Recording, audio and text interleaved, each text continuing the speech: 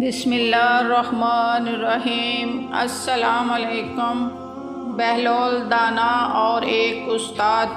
ایک دفعہ کا ذکر ہے کہ خلیفہ ہارون رشید نے بہلول دانا کو دربار میں طلب کرنے کا حکم دیا تو خلیفہ کا ایک کارندہ فوراً بہلول دانا کی تلاش میں روانہ کر دیا گیا۔ بہلول دانا اسے کہیں بھی نہ ملے، نہ وہ اس ویران کھنڈر میں تھے کہ جہاں ان کا بسیرا تھا، اور نہ ہی وہ اس قبرستان میں تھے جہاں وہ اکثر کسی سوچ میں ڈوبے رہتے تھے۔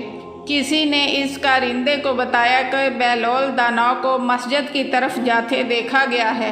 یہ سن کر کارندہ بھی مسجد کی طرف چل دیا۔ ابھی وہ راستے میں ہی تھا کہ اس نے دیکھا کہ بہلول دانا اپنے جوتے ہاتھ میں لیے چھڑی بغل میں دبائے گرتے پڑتے مسجد سے باہر نکلے، اور جس طرف ان کا منہ تھا اس طرف بھاگتے چلے گئے۔ ان کے پیچھے شور بلند ہوا، پکڑنا دیکھو جانے نہ پائے، پکڑو اس دیوانے کو، اس گستاخ کی خبر لو۔ کچھ نوجوان طالب علم مسجد سے نکلے اور شور کرتے ہوئے بہلول کا پیچھا کرنے لگے۔ بہلول دانا خود کو سنبھالتے ہوئے لڑکوں کی پکڑ سے نکل جانے کی کوشش کر رہے تھے، لیکن آخرکار ان لڑکوں کی تیز رفتاری نے انہیں پکڑ لیا اور وہ بہلول دانا کی پٹائی کرنے لگے۔ او گستاخ، تیری اتنی جرأت! تو نے ہمارے استاد کو مٹی کا ڈیلا مارا، ہم تمہیں زندہ نہیں چھوڑیں گے، ہم تیری جان لے لیں گے، جاہل دیوانے! حضرت بہلول دہائی دینے لگے، ہاں میں نے اسے مارا ہے، میں کب انکار کرتا ہوں، لیکن اسے لگا کہاں ہے؟ اگر اسے لگا بھی ہے تو اسے کوئی تکلیف نہیں ہوئی، تم خواہ مخواہ شور کر رہے ہو، ہٹو پیچھے، چھوڑو مجھے۔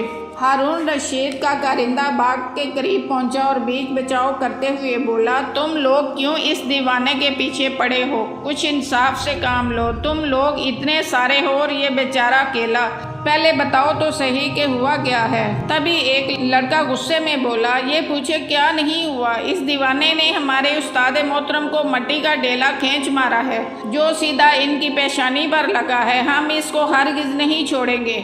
ان لڑکوں نے پھر بہلول دانا کو پکڑ لیا تو ہارون رشید کے کارندے نے انہیں روک دیا اور بولا، مگر ہوا کیا تھا؟ کیا ان کے ساتھ بہلول کا کوئی جھگڑا ہوا تھا؟ ہمارے استاد محترم کی شان اس سے بالا تر ہے کہ وہ اس جیسے کے ساتھ جھگڑا کریں۔ وہ تو ہمیں معلوم کے مطابق درس دے رہے تھے کہ نہ جانے کہاں سے یہ دیوانہ نمودار ہوا اور ان کی پیشانی پر ڈیلا کھینچ مارا۔ آپ درمیان سے ہٹ جائیں، یہ پاگل ہے، دیوانہ ہے، آج تو ہم اسے ایسا سبق سکھائیں گے کہ یہ اپنا سارا پاگل پن بھول جائے گا۔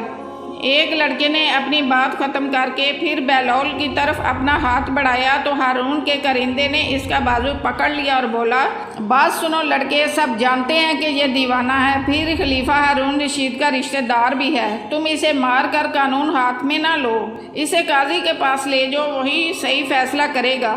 بات لڑکوں کی سمجھ میں آ گئی، وہ بہلول کو پکڑ کر قاضی کے پاس لے گئے اور قاضی کو تمام ماجرا کہہ سنایا۔ تب حضرت بہلول دانا نے کہا، ذرا اپنے استاد محترم کو بھی بلا لاؤ، مدعی کے بغیر تم دعویٰ کس طرح پیش کر سکتے ہو؟ بہلول درست کہتا ہے، تم اپنے استاد کو بلا لاؤ، کیونکہ مدعی تو وہی ہیں، ہم بھی دیکھ لیں گے کہ ضرب کتنی شدید ہے۔ قاضی نے فوری طور پر حکم صادر کر دیا تو ان میں سے کچھ طالب علم اپنے استاد محترم کو بلا لائے۔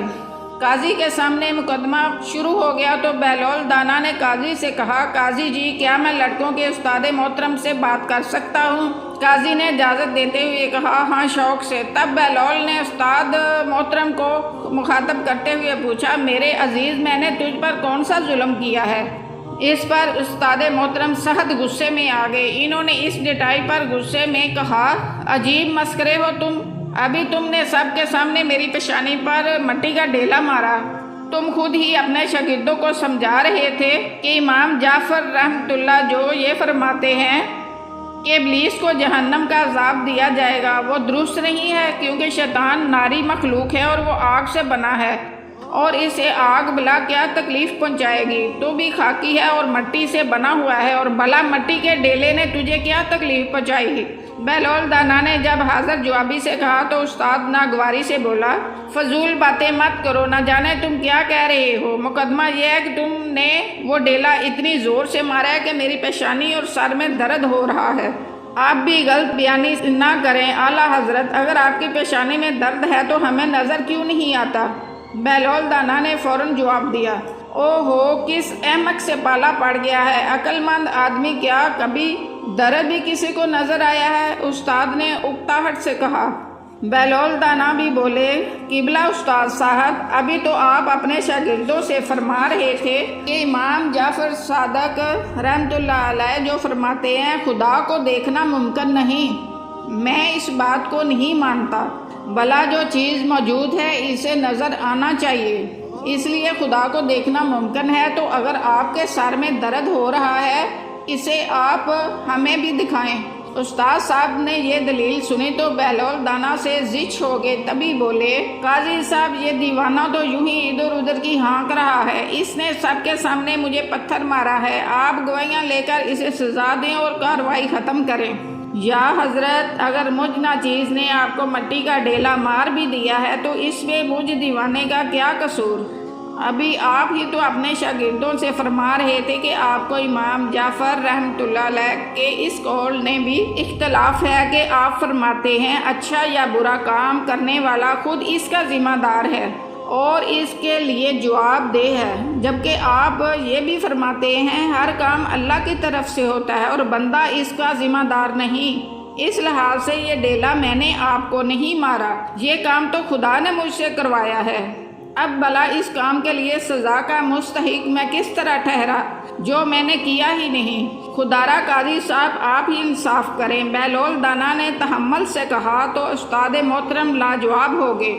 قاضی، جو دونوں کی دلچسپ باتوں کے لیے محسوس ہو رہا تھا، بولا، بہلول نے اپنا مقدمہ جیت لیا ہے اور اس کو باعزت بری کیا جاتا ہے۔ اس پر حضرت بہلول دانا نے اطمینان کا سانس لیا، پاؤں میں جوتے پہنے اور اپنی چھڑی سنبھال کر عدالت سے باہر نکل آئے۔ جزاک اللہ۔